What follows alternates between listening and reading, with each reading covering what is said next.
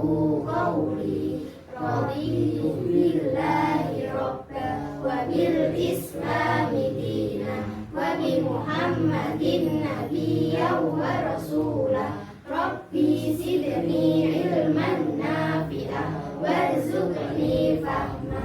Amin ya rabbal alamin. Baik anak-anak, sebelumnya kita mulai pembelajaran. Ibu mau absen dulu ya. Yang pertama, Amal Fauzia. Hadir Bu. Terus Ainur Rajiah. Hadir Bu. Farul Hudaya. Hadir Bu. Muhammad Sofarun Naja. Hadir Bu. Muhammad Rizky Sani Alfafa. Hadir Bu. Muhammad Rizky Maulana. Hadir Bu. Alhamdulillah hadir semuanya ya. Baik anak-anak, hari ini kita akan belajar tentang pembelajaran agama Islam. Bawa bukunya semua kan? Bagus. Jadi kemarin kan kita udah membahas tentang kemarin apa bahasa apa ingat gak? Jujur, amanah dan istiqomah. Udah paham semua ya tentang itu ya? Sekarang ibu akan membahas tentang toharo.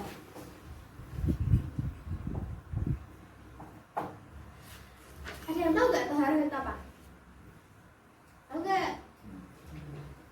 Jadi anak-anak, ini tuh bisa kalian buka di buku ajar halaman 33 ya. Buka semuanya punya. Toharo itu adalah bersuci dari najis dan hadas. Sekarang pertanyaannya, najis itu apa sih Bu? Hadas itu apa sih Bu? Dia bisa jawab gak? Najis itu apa? Hadas itu apa? Dia bisa jawab? Kalau gitu biar baca lagi deh, nggak bisa. Jadi, najis itu adalah sesuatu yang menyebabkan seseorang itu terhalang melakukan ibadah. Lalu, kalau hadas itu adalah keadaan diri seseorang yang menyebabkan dia itu terhalang untuk melakukan suatu ibadah seperti sholat, tawaf, atau yang lainnya, seperti itu ya. Jadi bedanya itu, kalau najis itu sesuatu hal lain yang menempel pada diri kita yang menyebabkan kita itu terhalang ibadah. Sedangkan hadas itu sesuatu keadaan diri yang udah di dalam diri kita sendiri, yang mana diri kita tuh nggak suci, menyebabkan kita nggak bisa melakukan ibadah seperti sholat ataupun tawaf. Begitu ya anak-anak. Sekarang kita bahas najis dulu ya. Najis itu ada berapa? Ada berapa? Betul. Najis itu ada 3. Yang pertama, najis mudhafah. Yang kedua, najis mutawasito. Terus yang ketiga, najis mughalladah. Oke, pintar. Ibu akan jelaskan satu-satu ya. Yang pertama itu najis mukhafafah. Apa sih Bu najis mukhafafah? Najis mukhafafah itu adalah najis yang ringan. Najis ini cuma satu, yaitu air kencing bayi laki-laki yang belum genap berusia 6 bulan dan hanya minum air susu ibunya. Itu najis mukhafafah. Terus cara nyucinya gimana Bu? Cara nyucinya tuh gampang. Kita percikan air ke tempat yang terkena najis, misalkan ke tempat pisnya anak tadi. Gak usah disiram, gak apa-apa. Itu sudah bisa mencucikan. Itu najis mukhafafah. Terus mutawasito. Najis mutawasito itu apa ya Bu? Itu najis yang sedang. Najis yang sedang, gak ringan juga gak berat. Ini tuh biasa kita temui. Misalkan Amel mau sholat, kok di lantainya kok ada kotoran cicak, ada cicak kan? Itu cara bersihinnya gimana Bu? Kan itu najis ya, itu namanya najis mutawasito. Cara nyucinya gimana? Kita siram pakai air sampai pertama kita ambil dulu najisnya, kayaknya diambil dulu, habis itu disiram pakai air sampai hilang 3 zatnya. Apa aja? Warnanya, bentuknya, sama itu ya, sampai hilang kan? Nanti kalau udah nggak ada bentuknya, baunya juga udah nggak ada, sama rasanya udah nggak ada, berarti udah suci lagi gitu ya. Terus yang terakhir itu namanya najis mughalladah. Betul. Najis mughalladah itu najis yang berat. Najis ini yaitu air liur anjing ataupun babi ya anak-anak. Jadi terus cara kalau berat kayak gitu, cara nyuciinnya gimana Bu? Gak cukup cuma disiram sekali sampai hilang zatnya, itu gak cukup. Jadi kalian harus menyiramnya sebanyak 7 kali. Salah satunya pakai air yang dicampur pakai tanah, gitu ya. Jadi misalkan Mbak Amel habis jalan-jalan, kok ternyata kakinya dijerat sama anjing, terus cara nyucinya gimana? Pertama dibasuh pakai air yang dikasih sama anak gitu ya Mbak Amel ya, kosok-kosok, terus itu disiram 6 kali pakai air bersih, itu baru bisa suci lagi gitu ya anak-anak. Paham? Udah paham? Oke, kalau udah paham, sekarang ibu ada game buat kalian semua. Gamenya itu, jadi di sini di toples ini ibu itu udah naruh beberapa najis. Maksudnya bukan najisnya, tapi kertas yang bertuliskan macam-macam najisnya, misalkan kayak ayam tuh apa. Terus tugas kalian apa? Tugas kalian nanti ambil satu-satu terus dibaca, terus kalian identifikasikan ini termasuk najis apa, mukhafafah kah, mutawasithah kah, atau mughaladah. Terus kalian juga ngasih tahu gimana cara mensucikannya. Gitu ya?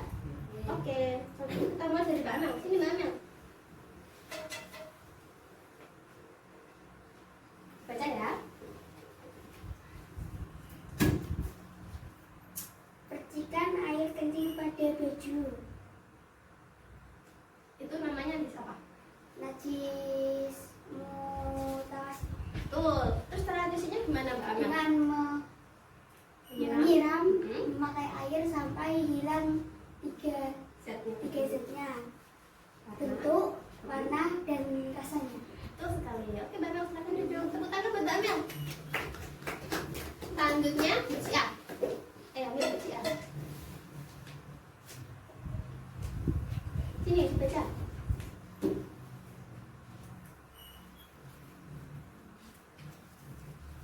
Air kencing bayi laki-laki yang belum genap 6 bulan dan hanya minum air susu ibunya. Itu namanya najis apa?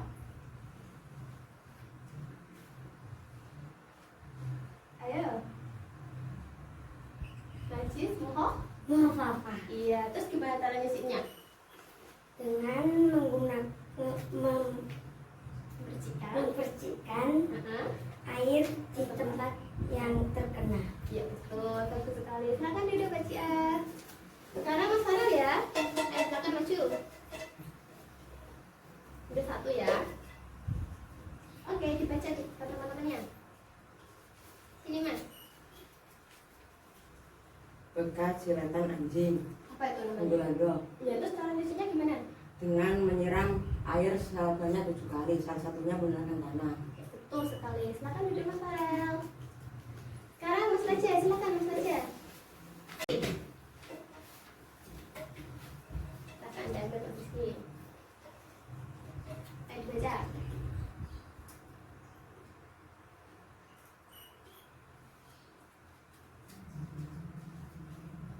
Air kencing bayi perempuan. Apa itu? Najis apa? Mukhafafah. Enggak ya, kalau perempuan berarti apa? Kan untuk laki-laki aja kalau mau apa-apa. Kayak perempuan apa namanya? Mutawasithah. Iya betul. Terus cara bersihnya gimana? Dengan mengalirkan air ke tempat najisnya. Nah, terus sampai? Air sampai hilang bau, rasa, dan bentuk. Ya, betul sekali. Silakan duduk Mas Rizky. Sekarang Mas Rizky. Silakan Mas Rizky. Kita ambil. Dibaca. Bekas jilatan babi, Ya, itu apa namanya? najis mughaladah. Ya, itu cara bersihnya gimana cara bersihnya? Menyiram air sebanyak 7 kali, yang salah satunya menggunakan campuran tanah. Ya, betul sekali. Oke, silakan duduk Mas Rizky. Terima kasih ya.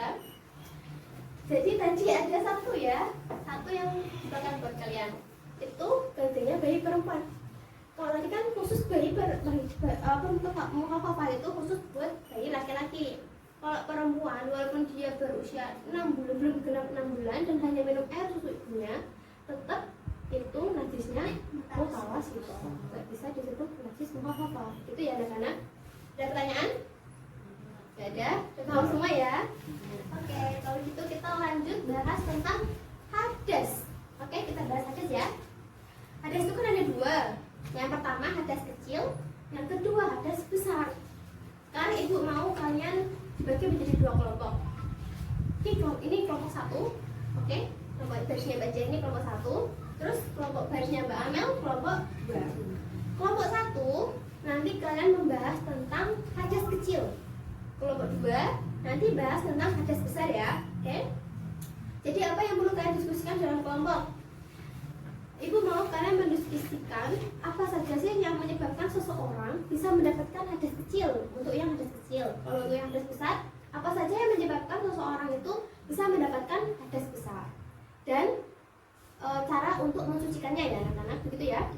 Ibu kasih kalian waktu untuk berdiskusi dulu. Silakan berdiskusi, nanti ibu akan panggil satu perwakilan untuk merepresentasikan hasil diskusinya di depan. Oke? Silakan diskusi dulu.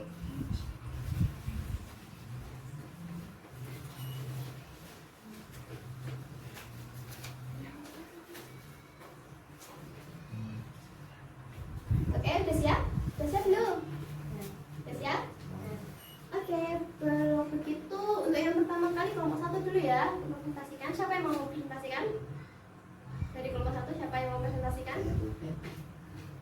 Siapa? Mas Farel? Oke, Mas Farel ada maju. Baca ya. Ketika terkena hadas kecil, apabila mengalami atau melakukan salah satu dari 4 hal, yaitu kelas 1 dari kobul atau dan gugur, hilang akal, bersentuhan kulit antara laki-laki dan perempuan yang bukan muhrim, dan menyentuh kubul dan dubul dengan telapak tangan. Oke, terus cara mensucinya gimana Mas? Cara mencucikannya apabila tidak ada air atau karena suatu hal, maka bisa dengan tayamum. Kalau ada air? Kalau dia bisa dengan wudhu. Oke, makasih ya Mas. Ada pertanyaan nggak untuk kelompok 1? Saya mau tanya tentang presentasi kelompok 1. Kelompok 1 mau tanya ke kelompok 1 sendiri. Ada yang tanya nggak? Kelompok 2 tanya ke kelompok 1, mau ada yang tanya nggak? Nggak ada yang tanya? Ada Bu. Oke, Mbak Alma silakan bertanya. Tadi kan dikatakan kalau sentuhan laki-laki dan perempuan yang bukan mahram itu membatalkan wudhu. Terus kalau saya habis wudhu pegang rambutnya Mas Farel, Ya. itu batal tidak, bukan itu bukan kulit. Oke. Jadi pertanyaannya Mbak Amal itu, kalau misalnya Mbak Amal udah habis wudhu nih, terus pegang rambutnya Mas Farel. Tadi kan kalau sentuhan cewek sama cowok, laki-laki sama perempuan yang bukan muhrim, kan Mbak Amal bukan muhrimnya Mas Farel, itu batal kan wudhunya kok sentuhan kulit. Tapi kok pegang rambut tuh batal nggak Bu? Kan itu bukan kulit Bu. Ya bisa jawab nggak? Kalau 1 silakan bisa jawab nggak? Ayo, bisa jawab? Ya bisa. Oke, Ibu bantu ya. Jadi, menurut yang Ibu baca, menurut referensi yang Ibu baca di kitab Nailur Rajah, itu menjelaskan kalau yang membatalkan wudhu itu sentuhan antara kulit laki-laki sama perempuan. Terus, kalau rambut, kuku, sama gigi itu kan bukan termasuk kulit. Jadi kalau bersentuhan itu nggak membatalkan wudhu. Misalkan Mbak Amal tuh udah habis wudhu ya, mau bangunin Mas Farel tidur di depan, dia mau bangunin mau sholat, Mas Farel tidur di depan, terus rambutnya jambak aja gitu biar bangun kayak gitu. Misalnya Mbak Amal nggak batal wudhunya karena itu nggak sentuhan antara kulit. Dan batalkan tuh kalau Mbak Amal megang pipinya atau megang tangannya Mas Farel itu batal wudhunya. Tapi kalau megang rambutnya dijambak gitu biar Mas Farel bangun, itu nggak apa-apa, wudhunya Mbak Amal nggak batal gitu ya. Paham? Oke. Selanjutnya kelompok 2, silahkan siapa yang mau presentasi? Saya Bu. Oke, Mas Rizky, silahkan presentasinya. Kita terkena hadas besar apabila mengalami atau melakukan salah satu dari 6 perkara, yaitu 1. Berhubungan suami istri, 2. Keluar mani, 3. Haid, 4. Melahirkan, 5. Nifas, 6. Meninggal dunia. Cara mensucikannya adalah dengan mandi wajib, yaitu membasahi seluruh tubuh dari ujung rambut sampai ujung kaki. Oke, begitu ya. Oke, Mas Rizky, terima kasih. Silakan kembali. Dari kelompok 1 ada yang mau ditanyakan ke kelompok 2? Saya Bu. Oke, Mas Rizky ya. Silakan Mas Rizky, tanya. Bagaimana cara bersuci dari hadas besar dengan tayamum? Bagaimana? Jadi pertanyaan Mas Rizky, bagaimana cara kita bersuci dari hadas besar kan ya? Tapi dengan cara bertayamum, misal nggak ada air. Kalau tadi kan dijelaskan Mas Farel tadi sebelumnya, kalau nggak ada air, terus kalau wudhu ya, kalau hadas kecil bisa tayamum. Kalau hadas besar bisa nggak juga tayamum? bisa jawab? Bisa, saya Bu. Oke, Mbak Ella silakan jawab. Caranya sama dengan wudhu ketika kita wudhu. Sama. Jadi tayamumnya sama. Oke, betul. Betul ya apa yang dicoba Amel. Jadi tayamum antara hadas kecil dan hadas besar itu sama. Sama-sama tata caranya sama dan niatnya juga sama. Gitu ya anak-anak. Oke. Kalau gitu selanjutnya materi selanjutnya itu tentang taharahnya, cara bersuci, mandi wajib sama wudu sama tayamum. Kalau gitu ibu minta ke kelompok satu, tolong itu ya nanti kalian pelajari bagaimana cara untuk mandi untuk apa wudu yang benar, cara wudu yang benar. Terus kelompok dua berdiskusi tentang bagaimana mandi wajib yang benar sesuai syariat. Gitu ya anak-anak. Paham kan tugasnya masing-masing? Nanti ibu minta kalian salah satu dari kelompok kalian nanti maju ke depan untuk mempraktekannya. Oke? Oke, silakan berdiskusi dulu.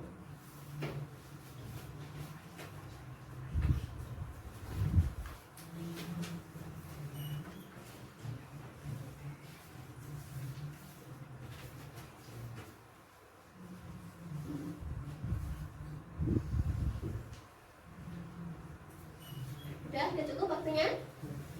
Kalau gitu dari kelompok satu, siapa yang mau praktek wudhu? Nah itu Oke, Mas Farel. Ya, dari kiblat ya. Nama itu wudu akhiril atasil sebagai pada lillahi ta'ala Ya, terus wajah tiga kali, 3 kali. Oke, di situ. terus cuci tangan. Jadi kan pertama niat dulu ya Mas ya. Niat, habis itu cuci tangan dulu. Terus niat dulu, niat mau wudhu, terus cuci tangan, habis itu langsung muka, niat. Gitu ya, baca niatnya. Terus habis itu apa? Cuci tangan Sampai siklus. oke, tangan kanan dulu ya, disunahkannya tangan kanan dulu ya. Habis itu tangan Kiri, disunahkannya juga 3 kali. Oke, habis itu rambut setengah ke kepala. Oke. Disunahkannya juga 3 kali. Itu sama misal kalian cuma basuh 3 helai rambut juga nggak apa-apa. Kalau yang mazhab Syafi'i ya anak-anak, cuma basuh 3 rambut nggak apa-apa. Gitu. Habis itu Mas, telinga dengan gimana cara bersihnya benar? sini Ya betul. Jadi kalau telinga itu harus diputar ya, biar karena semua harus bersih semua. Jadi dari ini di tengah sini, terus dari semuanya muter. Oke, biar karena semua itu juga disunahkan 3 kali. Di situ cuci kaki basuh kaki sampai mata. mata kan? Kaki. Dan itu juga disunahkannya 3 kali. Oke Mas Farel, terima kasih. Silakan duduk. Selanjutnya, aku jelasin dulu ya. Tadi kan praktek-prakteknya buat untuk wudhunya itu beberapa disunahkannya kayak tadi kan ada berkumur sebelumnya tuh habis cuci tangan itu kan bisa berkumur dulu. Habis berkumur terus masukkan air ke hidung tapi dikeluarin nanti ya, dikeluarin lagi habis itu ya, jangan dimasukin ya, nanti keluar. Nah jadi dikeluarin dulu, habis itu baru basuh muka gitu ya. Itu yang sunahnya tadi berkumur sama masukin air ke lubang hidung. Oke, tahu ya? Kalau gitu kelompok 2 siapa yang mau presentasi? Mas Naja, silakan. Oke, Mas Naja berarti praktek mandi wajib. Oke, nggak apa-apa ya, walaupun belum tapi apa praktek belajar dulu. Oke, silakan Mas Naja. Pertama, niat. Niatnya gimana? Nawaitul musla Ngambil akbari. Nafil akbari fardun lillahi. Oke. Jadi habis itu Membersihkan najis yang ada di tubuh. terus Membasuh dari rambut sampai ke bawah kaki. berarti basuh seluruh badan. Oke, Mas Naja. Terima kasih. Silakan dulu. Jadi kalau mandi wajib tadi niat dulu ya. Terus ada beberapa sunahnya kalau mandi wajib. Pertama kita bisa wudhu dulu. Apa tadi yang misalkan cowok nanti depannya dicuci dulu. Habis itu dia membersihkan kotoran di tubuhnya, itu baru nyiram air ke seluruh tubuh. Itu ya anak-anak ya. Jadi harus kena semuanya. Karena harus dibersihkan. Misalkan kalian ada kalau cewek ya, misalkan mau mandi habis haid, kok kemarin habis kutekan gitu ya, itu harus dibersihin dulu ya, soalnya kan kutek nggak nyerap air, jadi harus dibersihkan dulu. Kalau nanti masih ada bekasnya, nanti takutnya mandinya nggak sah, soalnya ketutup kulitnya. Terus misalkan kalian, karena biasanya kan kalau kalian hapus kan pakai X gitu ya, kalau udah itu harus bersihin juga, ngacap desainnya gitu, dibersihkan. Jadi airnya tuh harus mengalir ke seluruh tubuh. Tadi wudhu juga misalkan di tangan kok habis kena cat, habis ngecat ya misalkan tangannya masih kena cat, harus dibersihkan dulu ya anak-anak. Jadi kalau misalkan ketutupan nanti nggak sah karena ada yang nggak kena gitu di bagian kulitnya. Oke? Baiklah. Kalau gitu selanjutnya tadi kan udah dijelaskan ya prakteknya tadi udah dipaparkan ya. Anak-anak tadi udah dipaparkan bagaimana caranya untuk wudhu yang benar dan cara untuk mandi wajib yang benar. Ada pertanyaan nggak? Saya Bu, Mau bertanya? Bu, kenapa sebelum melakukan ibadah kita harus bersuci terlebih dahulu? Oke, jadi gitu ya Baca. Kalau gambarnya pertanyaan Baca itu kenapa kalau kita mau ibadah harus bersuci dulu? Begitu ya pertanyaannya. Tapi itu pertanyaannya disimpan di belakang dulu ya. Nanti habis sebelum kita selesai nanti gua akan jawab pertanyaan Baca. Oke?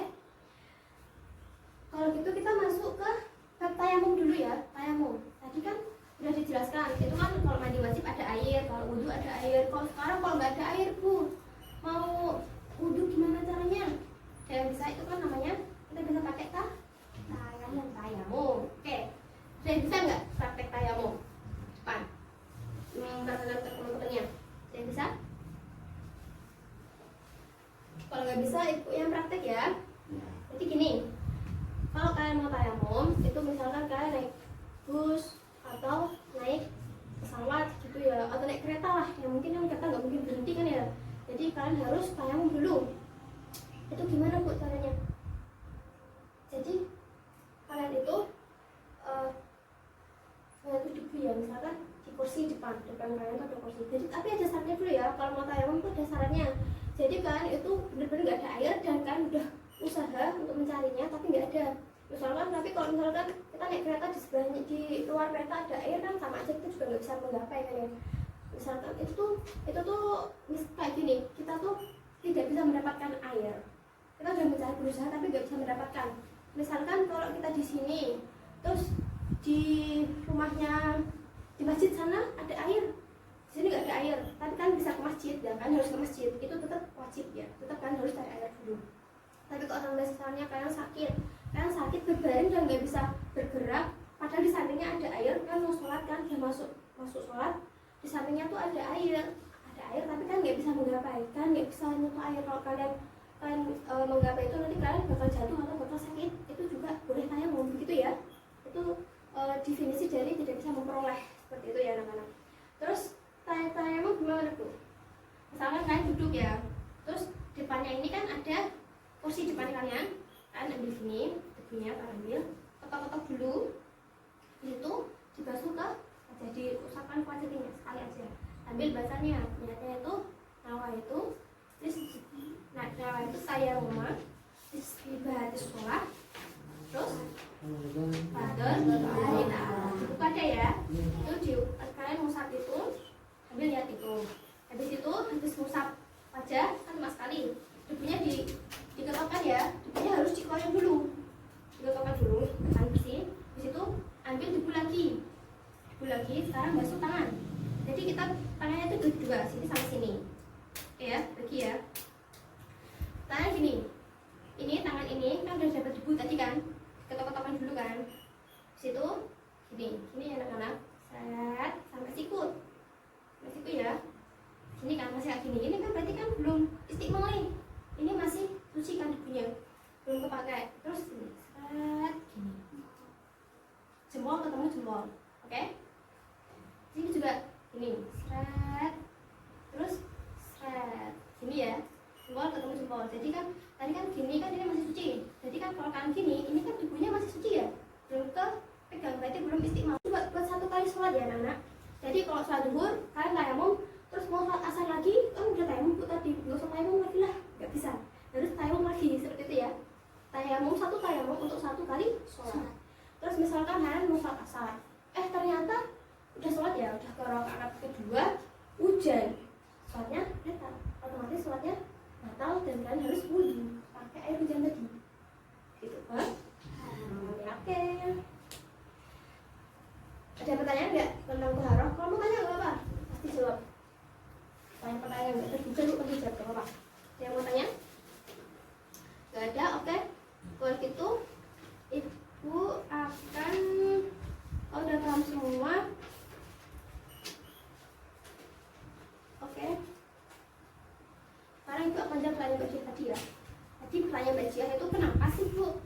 mau ibadah tuh harus suci dulu. Karena gini deh, kita pakai filosofi aja ya. Filosofinya gini, misalkan kalian mau ketemu Pak Kades atau ketemu Pak Camat atau ketemu presiden, pasti kalian mandi dulu kan. Nggak mungkin kalian kusut-kusut habis main terus tiba-tiba ketemu Pak Kades, ketemu Pak Kades langsung turun ke kantor kepala desa tanpa mau mandi dulu kan, nggak mungkin. Jadi singkatnya tuh, kalian mau ketemu orang aja yang terhormat kan mandi dulu. Kalau kalian ketemu Allah, kita kan sholat, kita baca Quran kan komunikasi, kayak kita apa itu tawaf itu kan kita mau beribadah sama Allah ya. Itu masa sih kita nggak bersuci dulu, padahal kita mau ketemu rajanya raja loh, raja yang menguasai seluruh alam. Masa kita nggak mau sih, nggak mandi dulu, nggak suci dulu, nggak bersih dulu badannya, langsung tiba-tiba sholat, itu kan juga kurang etis ya, seperti itu ya. Jadi kan misalnya mau ketemu Pak Kades aja kita mandi dulu, mau ketemu Pak Camat aja kita mandi dulu, masa mau ketemu rajanya raja nggak mandi, atau misalkan kita mau ketemu raja raja nggak bersuci dulu, seperti itu kita masih kotor gitu ya. Oke Mbak, siapa? Oke, ada pertanyaan lagi? Gak ada? Kalau gitu kita simpulkan ya pembelajaran kita hari ini. Tadi Tuhara apa? Tuhara pengertian apa? Dari najis dan hadas. Oke, kalau gitu najis apa? Najis? Najis adalah kotoran yang menjadi sebab terlarangnya seseorang untuk beribadah kepada Allah Subhanahu wa taala. Kalau hadas, ayo, cowok-cowok bicara dong. Kalau hadas apa? Hadas apa, ayo? Hadas adalah keadaan diri. Keadaan diri apa? Ayo, nggak apa-apa, bicara Mbak Nur. Seorang muslim yang menyebabkan ia tidak boleh sholat, tawaf, dan lain sebagainya. Nah, itu hadas ya. Terus tadi darah ada 3, apa aja? Darah haid, Heeh. darah nifas atau wiladah, dan darah istihadah. Oke. Kalau gitu tadi balik lagi ke najis. Najis ada 3, apa aja najis? Oke. Habis itu hadas ya. Hadas ada 2, apa? Hadas besar dan hadas kecil. Oke. Tadi tata cara wudhu apa aja? Pertama, cuci tangan, niat ya. Terus basuh wajah, basuh tangan pakai siku, dua-duanya. Terus setengah bagian kepala. Terus habis itu tuh, habis itu kaki sampai mata kaki. Terus mandi wajib apa? Syaratnya? Niat. Terus membersihkan badan dulu dari kotoran. Habis itu nyiramkan air Dari ujung kepala sampai ujung kaki. Oke. Habis itu yang terakhir tayamum. Kalau kita boleh tayamum kalau gimana? Kalau tidak Ada air. Oke. Jadi kita boleh tayamum kalau benar-benar nggak ada air dan kita nggak bisa memperoleh air, gitu ya anak-anak. Baik, kalau gitu udah kira kan udah paham semuanya. Jadi sekarang ibu akan kasih kalian tugas ya. Tolong dikerjakan soal di buku. Pada kalian ada soal di halaman belakang. Tolong dikerjakan mulai dari pilihan ganda. Oke. Dari pilihan ganda itu halaman 42 ya anak-anak, sampai halaman 44. Nanti sekolah-sekolah dikumpulkan di mejanya guru, nanti guru tunggu. Terus besok sebelum kita membahas materi selanjutnya, besok kita akan membahas tentang jamaah. Apa sih Bu? Kenapa sih? Apa sih fadilahnya bareng-bareng sholat berjamaah sama munfarid? Apa sih Bu fadilahnya kayak gitu? Nanti kita akan bahas tentang sholat berjamaah ya anak-anak di pertemuan selanjutnya. Jadi sebelum kita bahas itu, kita akan bahas soal-soal kalian dulu, oke? Oke. Jadi nanti ibu tunggu di meja belakang, di mejanya guru ya. Kalau gitu, karena jamnya sudah habis juga, ibu akan mengakhiri pembelajaran hari ini ya. Sebelumnya kita baca hamdalah sama doa bersama-sama ya. Alhamdulillahirobbilalamin. Kita baca doa wal asri dulu ya. Bismillahirrahmanirrahim. Wal asri innal insana lafi khusrin illal ladina amanu wa amilus solihati wa tawasau bil haqqi wa tawasau bis sabr. Alhamdulillah. Baik anak-anakku semuanya. Ibu terima kasih ya hari ini juga ibu minta maaf kalau banyak kata-kata yang salah, nggak berkenan di Bu. Terima kasih sudah terlihat untuk hari ini Bu, sangat berterima kasih karena sangat aktif sekali. Oke, wassalamualaikum warahmatullahi wabarakatuh. Waalaikumsalam warahmatullahi wabarakatuh.